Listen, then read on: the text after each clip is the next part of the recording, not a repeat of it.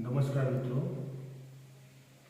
આપણે નાના બાળકોના સ્પેલિંગોમાં તૈયાર કરવામાં ઘણી બધી ભૂલો થતી હોય.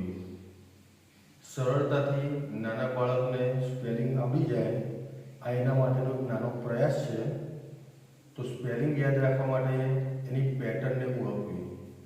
જેમ કે આ સ્પેલિંગ છે 5, તો FI, તો એને સમજાવો. FI એટલે 5 VE, 5 વ. NI 9 NE ન. NI